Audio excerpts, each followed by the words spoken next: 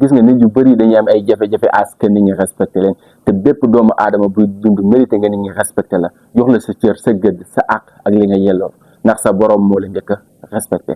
Salut à vous, je pense que yéen a ngi si jàmm bu baax a baax alhamdulilah moi ça va. C'est toujours nos limites pour ceux qui ne me connaissent pas encore. Gars yi tey suñu sujet tey bii on va parler de comment se faire respecter. Ah oui naka ngay def ba nit ñi respecter la c'est très important. Dinaa la jox 6 astuces 6 conseils ci vidéo bi qui te permettra que de gagner le respect envers les gens parce que on ne peut pas vivre ci société boo xamante ne nit ñi respecté wuñ la. Il est impératif que chaque individu qui vit en société soit respecté, que nit ñi respecté que pour que mu mën une vie saine et équilibrée. Mais avant que je lay jox ces conseils là je tenais d'abord à te dire que nga abonné ci sama chaîne bi si c'est pas encore fait, à ce que nga like aussi pour que nga firndeel que li may def neex na, à ce que nga commentaire aussi. Gars yi da leen commenter seen avis dama koy soxla ci vidéo yi vraiment. Ci chaîne bi nag on va parler de développement personnel, de la confiance en soi, de motivation. Alors bu fekkee si yooyu intéressé na la c'est maintenant qu'il faut abonner. La première chose pour être respecté, c'est le respect de soi. Ah oui, ça peut être un peu marrant, mais c'est la base de tout. Gars, il faut que ngeen respecter seen bopp. Il faut que ngeen valoriser seen bopp aussi. Il faut que ngeen yëkkati seen bopp. Ñun ñëpp xam nañ benn nit boo xam ne à chaque fois jotaay bu mu nekk celui le con jëf ju feebu rek lay du def lenn loo xamante ni day tax nit ñi respect. Ñun ñëpp xam nañ koo xamante ne à chaque fois il pense que moo gën ñëpp, à chaque fois il pense que moo féete ñëpp kaw ba buy wax ak yow sax tu sens un certain arrogance. Il ose le temps, amul benn respect ci doomu aadama, amul benn considération ci nit ñi. Tout le temps day nekk nit koo xamante ne day jéem a rabaisser ñeneen ñi di leen jéem a tuutal te je pense que loolu c'est pas bien. te nit ñi jàpp naa ñu bëri am nañ fulla ba nga xamante ni image bi nga leen di jox rek moom lañ lay delloo. Alors que boo bëggee nit ñi respecter la il faut que nga respecter nit ñi. Soo bëggee nit ñi considérer la il faut que nga considérer nit ñi. Soo bëggee nit ñi jox la sa valeur il faut que nga valoriser nit ñi tamit. Loo bëggul nit ñi def la ko bu ko def nit ñi. Loo bëggul nit ñi wax la ko aussi bul ko wax nit ñi. Loo bëggul nit ñi nekkee ko ak yow de tout simplement bul ko nekkee ak nit ñi. Parce que man sama comportement envers toi nekkul ne forcément comportement boobu laay am ci bu ma nekkee keneen. Ni may doxalee ak yow nekkul ne moom laay doxalee su ma nekkee keneen. Juste que dama lay imiter rek li ngay def rek loolu laa lay delloo. Et voilà kon dorénavant il faut que ngeen respecter seen xam li ngeen bëgg ak li ngeen bañ fi ngeen bëgg nit ñi yam leen fa ak fi ngeen bëgg nit ñi bañ leen di leen fa yegg. C'est très important. N'oublie pas que le respect de soi est la base de tout. La seconde chose pour être respecté c'est de fixer des limites. Gars il faut que ngeen am ay principes, il faut que ngeen am ay limites, ngeen xam li ngeen bëgg li ngeen bañ fi ngeen bëgg nit ñi yegg leen fa ak fi ngeen bëggul nit ñi yegg leen fa ni ngeen bëgg nit ñi di jëflante ak yéen ak ni ngeen bëggul nit ñi di jëflante ak yéen. lu bëri si ñun maam dañuy am ay problème pour que wax nit ki lii j'aime pas ça A ou B ou C. Et loolu ne fait pas de toi une personne méchante, juste que day wane ne yow nit ku am valeur nga nit ku respecter sa bopp.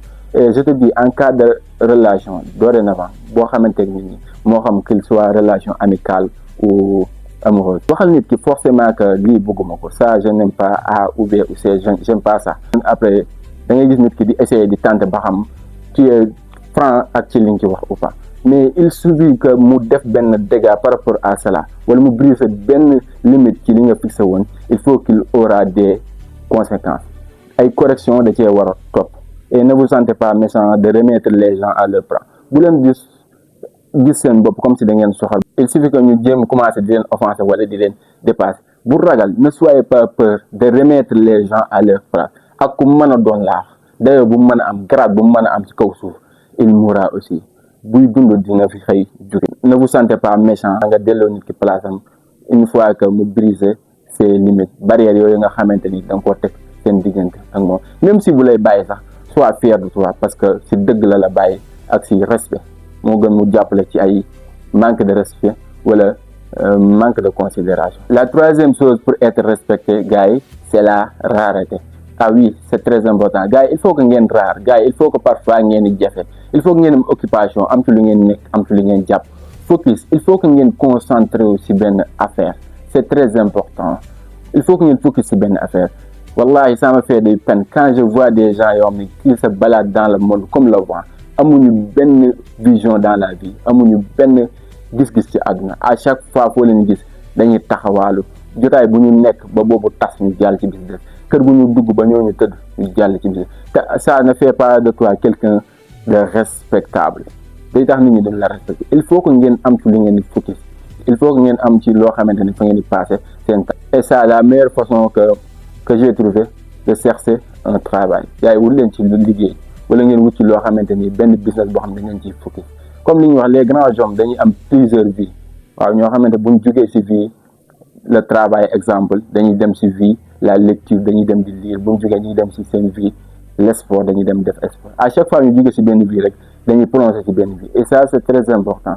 Ça te permet non seulement d'être focus, mais aussi dina la éviter nga dugg ci certains magouilles des vies, je ne sais pas. La quatrième chose pour être respecté, c'est d'apprendre à souffrir en silence. Gars yi c'est très important.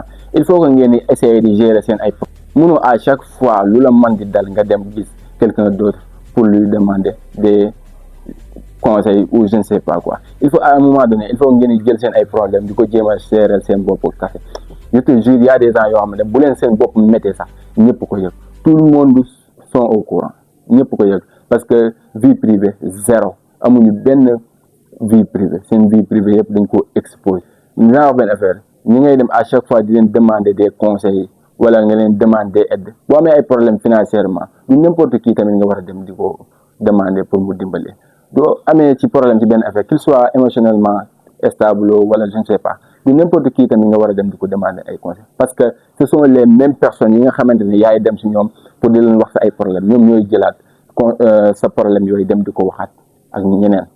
À chaque fois c'est eux qui prennent les mêmes histoires à les raconter aux autres. C'est incroyable. Dañuy dund ci société boo xam ne c'est difficile à trouver une personne vraie, honnête et sincère. Apprenez à souffrir en silence, c'est très important.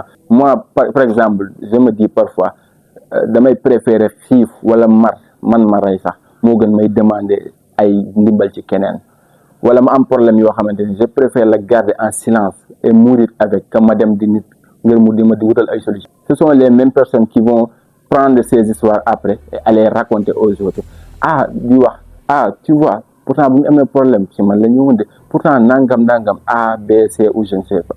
Il suffit juste que nag ñu gis la ngay avancer di améliorer, ils vont dire ça et ils vont aller sortir des histoires qui s'est produit il y a 10 ans 20 ans ci ginnaaw et vient raconter. Bu nekkul woon man lii du ko am, bu nekkul woon man du fii du fi yegg, du n'importe quoi.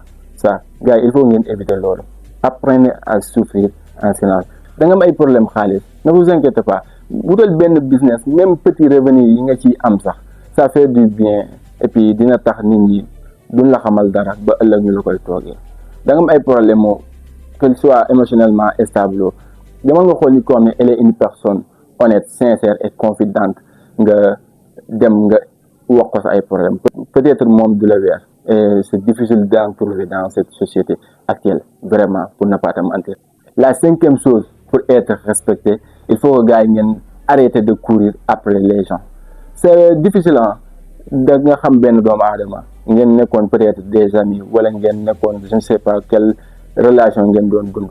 Il suffit que après ngeen dem ba neexatul mu jël yoon boppam rek ngay forcer à chaque fois ngay topp ci ginnaawam. Te dinaa la benn affaire, le fait que nit ki génn la ci vie am nga topp ci di forcer à chaque fois ngay forcer pour que mu dugalal la ci vie am, tu as la première chose, peut-être que tu vas perdre ton estime de soi, doo amati benn valeur ci kanamam, doo amati benn respect aussi ci kanam.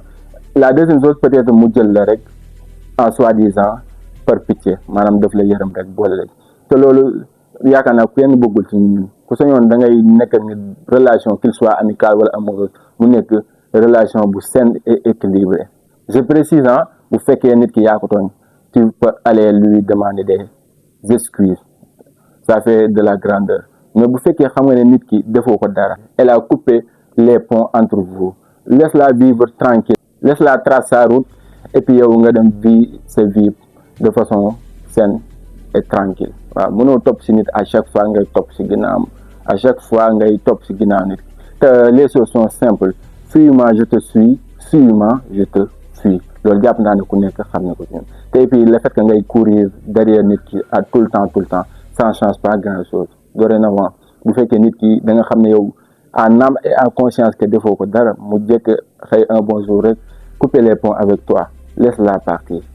La sixième chose pour être respecté, c'est le respect de votre temps. Ça me fait vraiment de la peine quand je vois une société bi ñu nekk actuelle nit ñi respecté wuñu seen temps. dañuy jël temps di la gaspiller comme pas possible et que le temps c'est la ressource la plus précieuse dans cette nit ñi dañ koy dépenser comme ils le veulent. Et li ma gën a metti comme certains le disent temps africain amul temps africain amul temps l'heure c'est l'heure benn heure rek moo am.